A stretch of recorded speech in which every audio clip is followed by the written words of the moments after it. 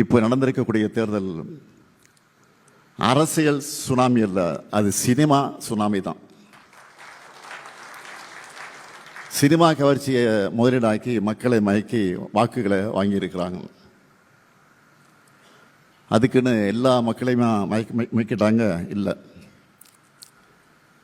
பெரும்பான்மைக்கு தேவையான 110 இடங்களில் கூட அவங்க வெற்றி பெற முடியல. ஆக பெரும்பாலான மக்கள் தெளிவாக இருக்காங்க. கணக்கு போட்டு பாருங்க, அந்த கட்சி நடிகர் கட்சி எவ்வளோ வந்திருக்கு? 107. இப்போ நம்ம தயவில் அவங்க ஆட்சி நடக்குது. தொடக்கத்தில் சொன்னேன், சிபிஎம் 2, சிபிஐ 2, விசிகே 2, இந்திய முஸ்லீம் லீக் 2, 8, அப்புறம் 5.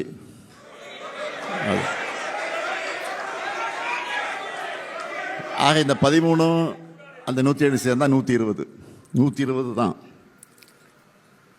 அதிமுக 2ஆக உடைச்சு அதில் கொஞ்சம் அதிகமான இடங்களை எடுக்க முயற்சி பண்ணாங்க. அது தோல்வி அடைஞ்சிருச்சு அவங்களுக்கு. அதனால் என்றைக்கும் முதல் மேலே புண்ணியெல்லாம் நிற்கிறாங்க. என்றைக்காவது எந்த நாளாவது விரைவில் அதை கவிழத்தான் போகுது, அதில் எந்த சந்தேகம் இல்லை.